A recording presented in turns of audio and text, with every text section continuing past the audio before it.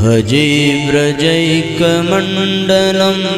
समस्तपापखण्डनं स्वभक्तचित्तरञ्जनं सदैव नन्दनन्दनं सदैव नन्दनन्दनं सुतीक्ष्णगोच्छमस्तकं सुनादवेणुहस्तकम् अनङ्गरङ्गसागरं नमामि कृष्णनागरं नमामि कृष्णनागरं मनोजगर्वमोचनं विशाललोललोचनं विधूतगोपशोचनं नमामि पद्मलोचनं करारविन्दभूधरं स्मितावलोकसुन्दरं महेन्द्रमानदारणं नमामि कृष्णवारणं नमामि कृष्णवारणम्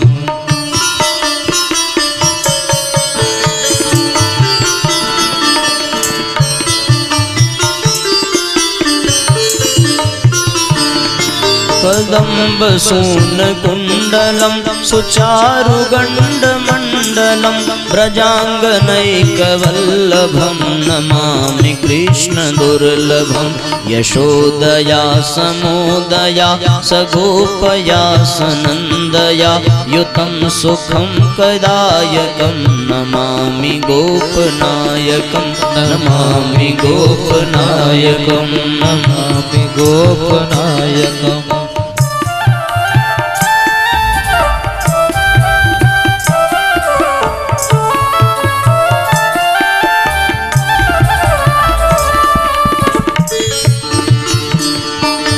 सदैव पादपङ्कजं मदीयमानसे निजं दधानमुक्तमालकं नमामि नन्दबालकं समस्तदोषशोषणं समस्तलोकपोषणं समस्तगोपमानसं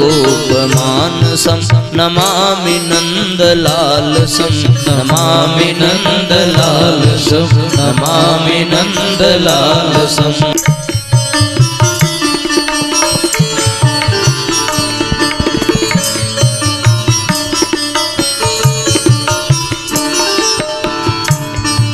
गुणाकरं सुखाकरं कृपाकरं कृपापरं सुरद्विसन्निकन्दनं नमामि गोपनन्दनं नवीनगोपनागरं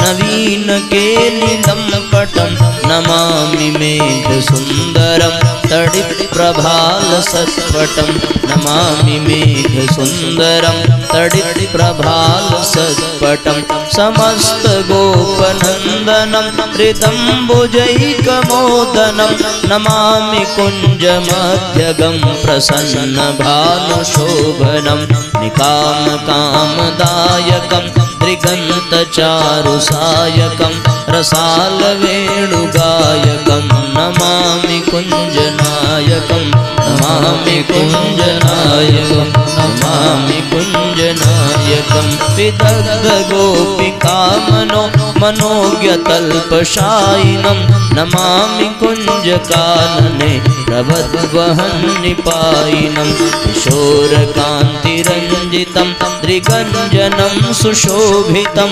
गजेन्द्रमोक्षकारिणं नमामि श्रीविहारिणं नमामि श्रीविहारिणं यदा यदा तथा तथा तथैव कृष्णसत्कथा मया सदैव गीयतां तथा कृपा विधीयतां प्रमाणिकाष्टकद्वयं जपत्यधिद्य यः पुमान् भवेत् स नन्दनन्दने भवे भवे सुभक्तिमान् भवे भवे सुभक्तिमान् भवे भवे सुभक्तिमान्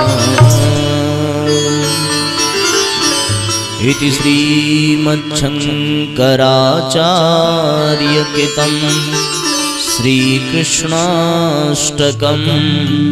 कृष्णकृपाकटाक्ष स्तोत्रं च सम्पूर्णम् श्रीकृष्णार्पणमस्तु। ॐ सद्गुरु चरण कमलेभ्यो नमः।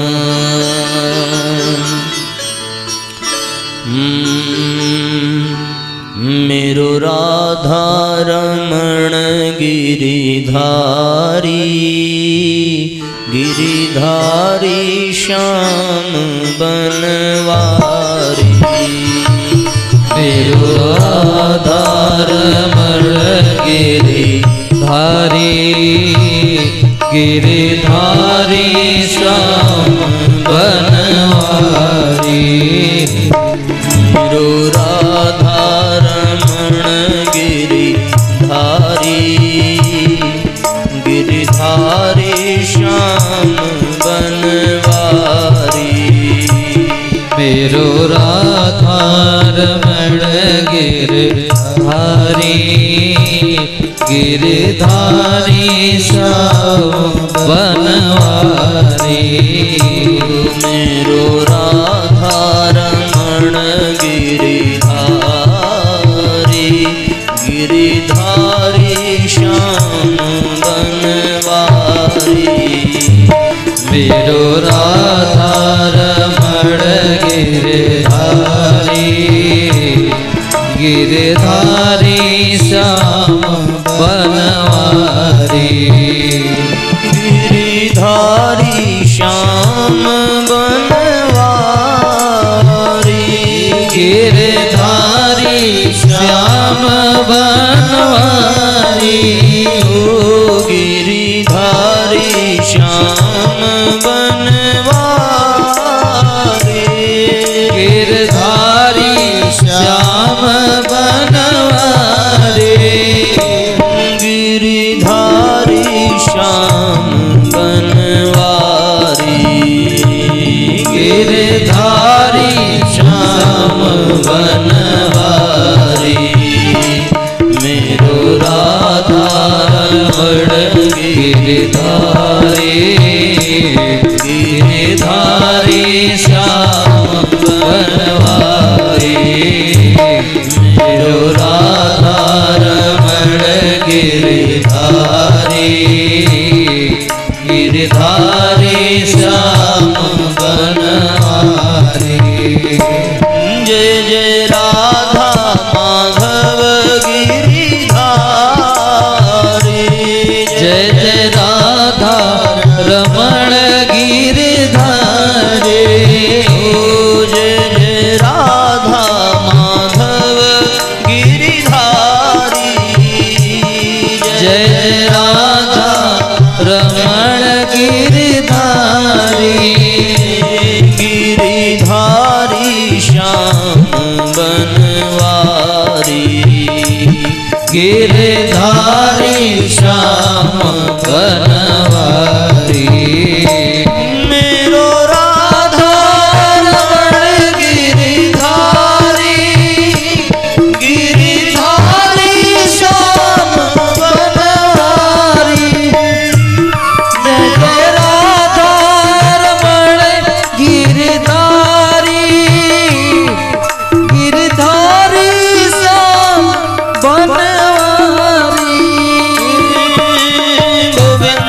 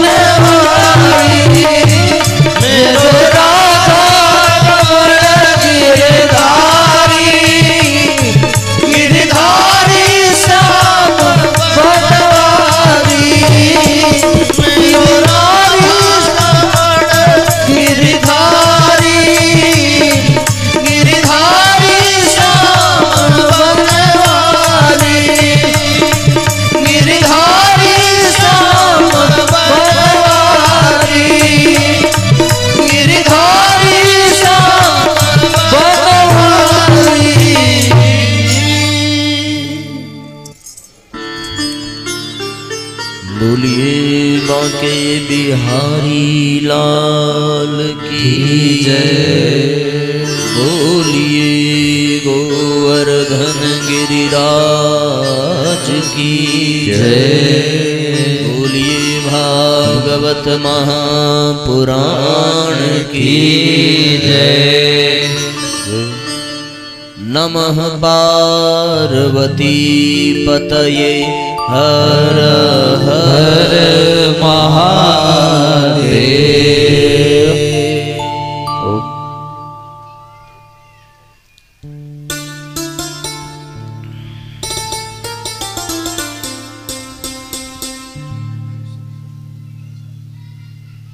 सब कुछ नहीं है पैसा।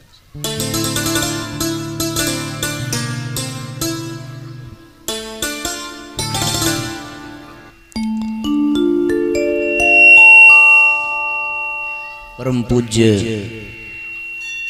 गुरुदेव परम वंदनीय माता जी के सूक्ष्म संरक्षण में अनंतानंत परम कारुणिक भक्तवत्सल भगवान श्री कृष्ण के ग्रंथावतार श्रीमद् भागवत महापुराण के प्रत्यक्ष सानिध्य में विराजमान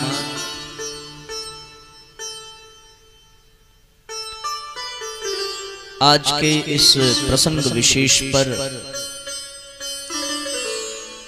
उपस्थित प्रत्यक्ष एवं परोक्ष रूप से समस्त दैवीय शक्तियों को नमन वंदन करते हुए व्यासपीठ के समक्ष उपस्थित हमारे सभी श्रोता भाई बहन, शक्ति स्वरूपा माताओं बहनों, देवतुल्य भाइयों, आत्मीय बंधुओं, आज के सत्र में प्रतिदिन की भांति आप सबका पुनः बारंबार स्वागत है, अभिनंदन है। आइए हम सभी भावपूर्वक आज के सत्र का शुभारंभ करें।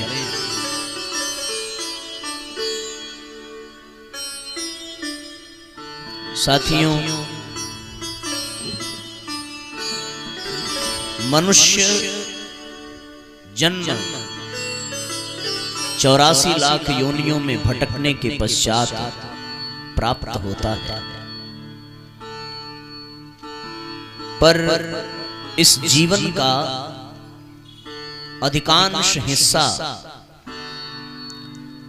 उन उद्देश्यों के निमित्त खर्च होता है जिसके लिए ये जीवन मिला नहीं था। जिस उद्देश्य से परमात्मा ने हमें ये मनुष्य जीवन प्रदान किया था, उस उद्देश्य को हम भुला बैठे। ये संसार अंधकूप है।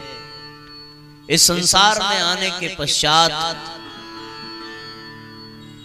जैसे अंधे कुएं में कोई अनजान व्यक्ति गिर जाता है, उसी प्रकार हम सब इस संसार रूपी अंधकूप में गिर चुके हैं, भटक चुके हैं, घायल हो चुके हैं। यदि ये कहा जाए तो ये सर्वथा उचित ही होगा। साधन धाम मोक्ष कर द्वारा मोक्ष की प्राप्ति के लिए, परमात्मा की प्राप्ति के लिए हमें ये मनुष्य जीवन प्राप्त हुआ था। पर हमने परमात्मा की प्राप्ति के बजाय परमात्मा की शक्ति को प्राप्त करने में इस जीवन को लगा दिया। बिल्कुल अर्जुन और दुर्योधन वाली स्थिति। एक को भगवान चाहिए और एक को भगवान की शक्तिशाली सेना चाहिए। उसी प्रकार भगवान तो भगवान ही हैं, पर जो धन है, जो लक्ष्मी है, वो भगवान की शक्ति है, भगवान की अर्धांगिनी है। हमारे जीवन का बहुत बड़ा हिस्सा भगवान को पाने के लिए नहीं, अपितु भगवान की शक्ति लक्ष्मी को पाने के लिए, धन को पाने के लिए खर्च होता है। निस्संदेह जीवन यापन करने के लिए भौतिक संसाधन भी चाहिए। भौतिक संसाधन पाने के लिए धन की नितांत आवश्यकता है, पर जीवन का बहुत बड़ा अंश प्रतिभा, समय, पुरुषार्थ सब उसी एक धन को पाने के लिए यदि लग जाए तो ये हम सबकी मूर्खता ही कही जाएगी, मानी जाएगी। इसे केवल और केवल विडंबना ही कह सकते हैं। इस बात को जानते हुए कि धन की जीवन में बहुत आवश्यकता है, फिर भी ये जीवन केवल धन को अर्जित करने में समाप्त हो जाए, यह भी उचित नहीं है। यदि देखा जाए तो जानवरों की अपेक्षा मनुष्य की खुराक बहुत कम है। जानवर बहुत खाते हैं, उनको जीवन बिताने के लिए बहुत अन्न चाहिए, बहुत चारा चाहिए, लेकिन मनुष्य की खुराक उतनी नहीं है।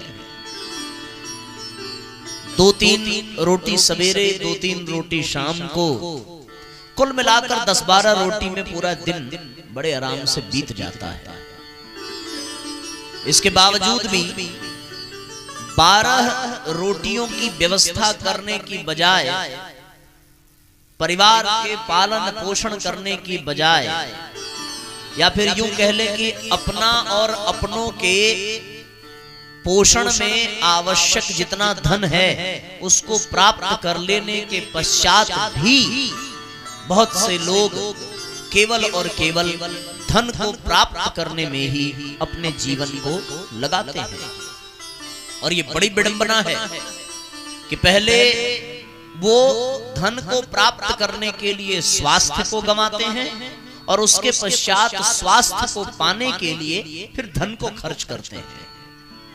खूब मेहनत करेंगे, खूब परिश्रम करेंगे, अनियमित, अव्यवस्थित, अनर्गल आदतों में फंस करके स्वास्थ्य को चौपट करेंगे और फिर जो धन कमा करके एकत्रित किया है उसी धन को फिर स्वास्थ्य को बचाने में चौपट करेंगे। तो पहले कमाने में स्वास्थ्य कमाया और फिर स्वास्थ्य को बचाने में धन कमाया। इससे अच्छा ये था, दास मलुका ने कहा कि अजगर करे न चाकरी, पंछी करे न काम। दास मलुका कह गए सबके दाता राम। भगवान जितना अति आवश्यक है हमारे जीवन यापन के लिए, उतना तो वो सहजता से दे ही देते हैं। पर जब मनुष्य के जीवन में बहुत महत्वाकांक्षाएं आ जाती हैं, बड़ी इच्छाएं जाग जाती हैं, लोभ जाग जाता है, तो फिर जितना उसे मिला है उतने से वो संतोष नहीं कर पाता। वो सोचता है कि फिर उसके हिस्से का भी मिल जाए, उसके हिस्से का भी मिल जाए, सब अपना ही हो जाए।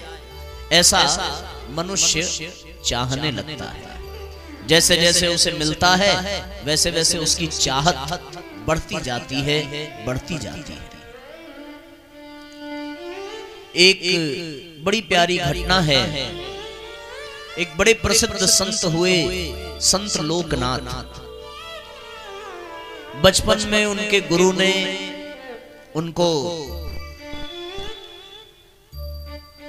अपना लिया और उनको साधना इत्यादि में लगाया। तो उन्होंने संसार को जाना नहीं, परिवार क्या होता है उनको पता नहीं चला, सांसारिक सुख क्या है इससे वो अनजान थे। बचपन में ही हिमालय की गुफाओं में चले गए, गुरु के द्वारा बताए गए कठोर साधना में स्वयं को निमग्न कर दिया। साधक तो बने, सिद्धियां तो मिली, चर्चित भी हुए, बहुत सारे उनके शिष्य भी बने, पर वो कभी संसार में रहे नहीं, हमेशा हिमालय की कंदराओं में ही रहते थे। एक बार परमात्मा की इच्छा कि वो उनके मन में आया कि जरा चल करके इस संसार को देखा जाए, संसार है क्या। हिमालय से उतर करके थोड़ा नीचे आए और नीचे जब पहुंचे तो उन्होंने एक जगह बड़ी भीड़ भाड़ देखी, बड़ा शोरगुल देखा, बड़ी चहल पहल देखी। तो वहां गए, पूछा कि भैया इतनी भीड़ क्यों लगी है यहाँ पर, कोई झगड़ा वगड़ा हो रहा है क्या, कोई बात हो गई है क्या। बड़े चिंतित हुए। तो वहां के लोगों ने कहा कि महाराज कोई झगड़ा नहीं हो रहा है, कोई बात भी नहीं हो रही है, यहां असल में विवाह का आयोजन किया गया है। तो उन्होंने कहा कि विवाह क्या होता है, विवाह तो वो उन्होंने जाना ही नहीं था। उन्होंने कहा कि विवाह वर पक्ष वाले आते हैं, कन्या पक्ष वाले आते हैं, कन्या की विदाई होती है, वर के घर कन्या जाती है, इससे परिवार बढ़ता है, आदि आदि बातें लोगों ने बताई।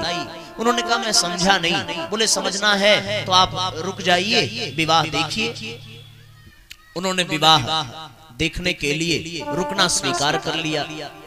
अब जो संध्या वंदन करते थे आज वो संध्या वंदन नहीं कर पाए, आज वो बारात का इंतजार करते रहे, प्रतीक्षा करते रहे। बारातियों में वो भी शामिल हुए, सबके स्वागत की तरह उनका भी स्वागत हुआ। अभी तक वो कंदमूल, फल और स्वास्थ्यवर्धक चीजें खाते थे, आज उन्होंने अपने जीवन में पहली बार मिर्च मसाला खाया, अच्छा लगा। इतने लोगों के बीच में भीड़ भाड़ देखी, गाना बजाना देखा, नाचना कूदना उछलना देखा, इन सब चीजों को देखा। कुछ उसमें शराब भी पी रहे थे, उस दृश्य को भी उन्होंने देखा। बैंड बाजे बज रहे थे, उस दृश्य को भी उन्होंने देखा। आज उनके जीवन का पहला दिन और पहली रात थी जब उन्होंने भगवान के नाम का स्मरण भी नहीं किया। आज उनका पूरा दिन बीत गया बिना भगवान के चिंतन में, केवल और केवल विवाह के दृश्य को ही देखते रहे। उन्होंने कभी अच्छे अच्छे पकवान खाए, कभी लोगों के साथ बातचीत की, समय बिताया। अब उनको धीरे धीरे विवाह समझ में आने लगा था। तो फिर गांव में कुएं की मुंडेर होती है और बड़ी चौड़ी चौड़ी होती है, आपके भी गांव में होगी, यदि कुआं होगा तो वो विवाह से थोड़ा जब थकावट महसूस हुई तो उसी कुएं के पास जाकर उसकी मुंडेर पर लेट गए। पहली बार भीड़ भाड़ देखी थी, पहली बार विवाह देखा था, पहली बार तामसिक भोजन खाया था, पहली बार शोरगुल देखा था, समाज संसार में पहली बार आए थे। उन्होंने ये जाना कि सुख होता क्या है, खाने पीने में सुख है, सोने में सुख है, नाचने में सुख है। इन सब आडंबरों को सोचते सोचते उनकी आंख लग गई। अब आंख लगी, उनको नींद आई, नींद आया तो नींद में सपना भी आया, और सपना ये आया कि वो देख रहे हैं कि उनकी भी शादी होने वाली है। वो बने हैं दूल्हा, और बारात में उन्होंने देखा था कि दूल्हा घोड़ी पर बैठ करके जा रहा था। तो अब इनके जो परिजन पुरजन हैं वो इनको दूल्हा बनाकर घोड़ी पर बिठाने जा रहे हैं। अब ये कभी घोड़ी पर बैठे तो है नहीं, घोड़ी पर बैठने का सपना देख करके अंदर ही अंदर इनको डर भी लग रहा है कि कहीं गिर न जाए। और सपने में इतने में ये देखते हैं कि घोड़ी ने मारी दुलत्ती, और जोर से इनको लगे, उससे बचने के लिए इन्होंने करवट बदली, और जैसे ही करवट बदली वैसे धपाक से गिरे कुएं में। रात का समय था, विवाह के नाते लोग जगे थे, गिरने की आवाज आई, दौड़कर लोग पहुंचे, बचाया, कुएं से बाहर निकाला, मरहम पट्टी हुई। पूछा महाराज जी आप कुएं में कैसे गिर गए? और सब यही प्रश्न पूछ रहे हैं पर ये उत्तर किसी का दे नहीं रहे हैं। किसी ने पूछा अच्छा आपका परिचय क्या है? तो उन्होंने बताया कि हमारा परिचय संत एकनाथ है। अब जब पता चला कि ये संत एकनाथ हैं तो गांव में बड़ी चर्चा हुई कि बड़े सिद्ध संत आए हैं, लोग दर्शन के लिए आने लगे। अब कुछ प्रवचन हो, कुछ ज्ञानवर्धक चीजें हो, उनके सम्मान में इसी तरीके से पूरा गांव के वासियों ने लाइन बना करके बैठ करके उनसे प्रार्थना की कि गुरुदेव कुछ शिक्षा दीजिए। तो उन्होंने फिर बोलना प्रारंभ किया कि भैया ऐसा है कि आप सबके मन में एक ही प्रश्न है कि हम कुएं में गिरे कैसे। उसका उत्तर सुनो। कुएं में हम इसलिए गिरे कि हमने सपने में देखा कि हमारा विवाह हो रहा है, और सपने में देखा कि हम घोड़ी पर चढ़ाए जा रहे हैं, और सपने में देखा कि हमको दुल्हन मिलने वाली है। और इतने मात्र से, केवल सपने में देखने मात्र से हम करवट बदले और कुएं में चले गए। तो आप विचार करके देखिए, जब सपने में ये हालत है और मैं कुएं में गिर गया, तो आप सब तो हकीकत में शादी करने जा रहे हैं, हकीकत में घोड़ी पर बैठ रहे हैं, हकीकत में मिर्च मसाला खा रहे हैं, तो आप लोग कितने बड़े कुएं में जाकर के गिरेंगे। ये संसार अंधकूप है, इसमें गिरने से कोई बचा नहीं सकता। बड़ा संयमित जीवन जीना पड़ेगा, बड़ा संतोषी जीवन जीना पड़ेगा, तब जाकर के जीवन में हम इस अंधकूप में गिरने से बच पाएंगे और अपने जीवन को कल्याण की ओर ले जा पाएंगे।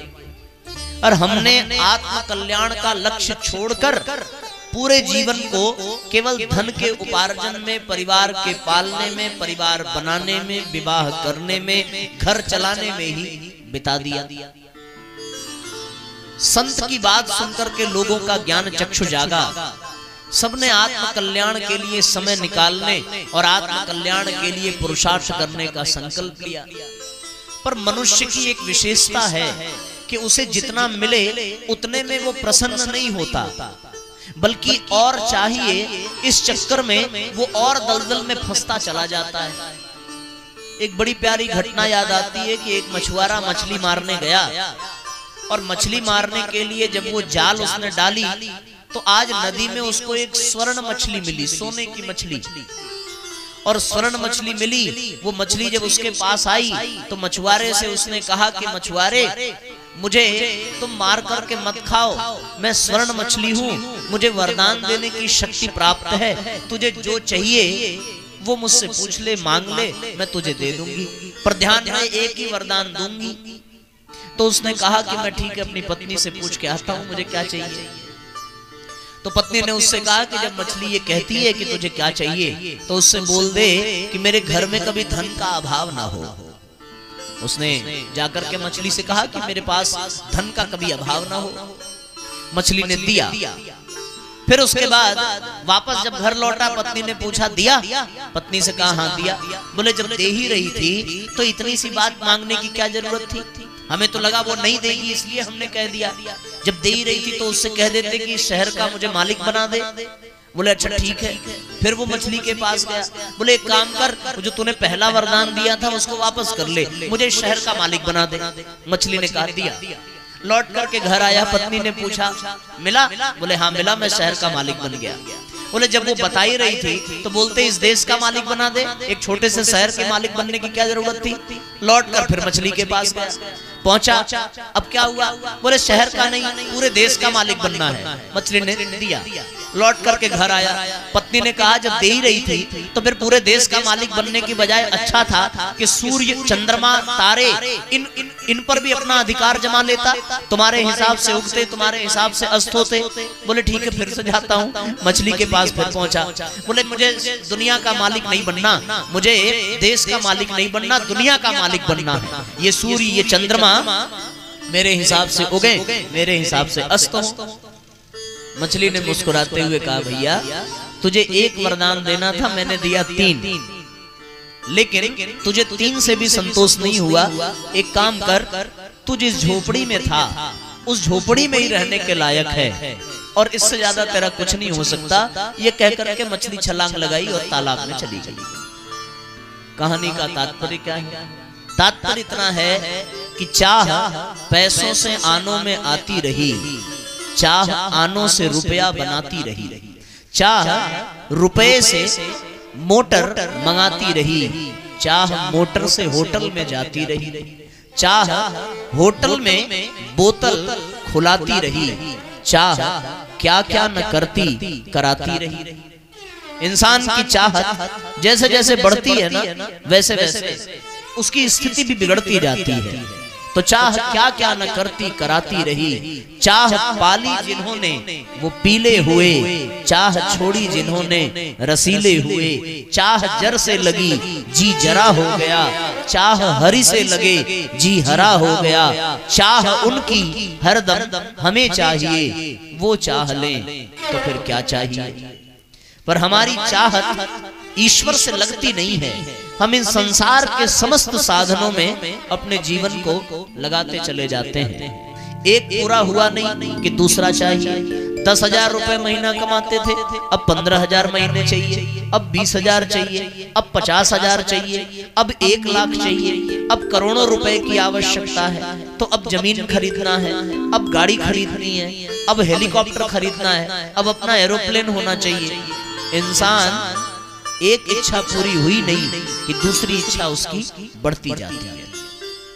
ऐसे यदि चलता रहे तो मनुष्य की इच्छा कभी पूरी हो नहीं सकती और हमारा पूरा जीवन केवल कमाने में, इकट्ठा करने में, कमाने में, इकट्ठा करने में ही बेकार होता जाता है। पुरुषों ने बहुत इकट्ठा किया, महिलाओं ने बहुत इकट्ठा किया। 2016 में एक ऐसी घटना घटी, 8 नवंबर का दिन आया, 12 बजे रात में प्रधानमंत्री जी ने घोषणा की, जितना इकट्ठा किया था सब एक झटके में निकल गया, सब हो गया बेकार। सुनने में आया कि बहुत सारे पैसे नालियों में बह गए। जितने पति बेचारे चिंता में जी रहे थे, टेंशन में जी रहे थे कि घर में पैसा नहीं, घर में पैसा नहीं, उनको 8 नवंबर को ये पता चला कि चावल के डिब्बे में 5,000 रुपए रखा हुआ है, चाय के पत्ती में 500 की नोट रखी हुई है, अलमारी में बहुत धन की गड्डी रखी हुई है। सब एक एक करके निकलता रहा। कुछ महिलाएं तो पैसा रख करके ऐसा भूली कि 2-3 साल बाद दिवाली की सफाई में पता चला कि अरे बाप रे 500 तो यही रखा था, याद नहीं आया। ये क्या हो गया? ये जो धन को जुटाने की, इकट्ठा करने की अभिलाषा है ना, बड़ी बेकार है, बहुत खतरनाक है। विष्णु को कोई नहीं चाहता और लक्ष्मी को सब चाहते हैं।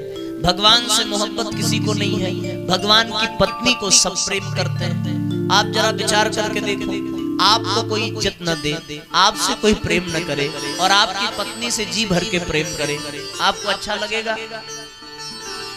देखो कुछ लोग कह रहे हैं हाँ साहब अच्छा लगेगा, एक जाएगी फिर दूसरी ले आएंगे। भैया हो सकता है आपको अच्छा लगे, पर भगवान की पत्नी से प्रेम करें तो भगवान को तो अच्छा नहीं लगेगा। इसलिए विष्णु पत्नी से प्रेम करने की बजाय भगवान विष्णु से प्रेम करना चाहिए। पर हर आदमी लक्ष्मी के पीछे ही भाग रहा है। जितना लक्ष्मी के पीछे भागे, लक्ष्मी को कहते हैं अचला, जो बहुत चंचल है, एक स्थान पर रुकती नहीं है। आप जितना उसके पीछे भागेंगे, पैसा आपसे उतना दूर जाएगा। जितना आप उसको पाने की कोशिश करेंगे, पैसा आपसे उतना ही दूर जाएगा। यदि आप अपनी दिशा भगवान की ओर मोड़ दें तो फिर पैसा आपके पीछे आएगा। बड़ा छोटा सा सिद्धांत है। आपने देखा होगा लक्ष्मी कहाँ रहती है? लक्ष्मी का निवास जो है भगवान के चरणों में है। कोई भी चित्र देखिए तो भगवान की चरण सेवा, भगवान के चरण दबाने का काम माता लक्ष्मी करती हैं। तो लक्ष्मी का निवास कहाँ है?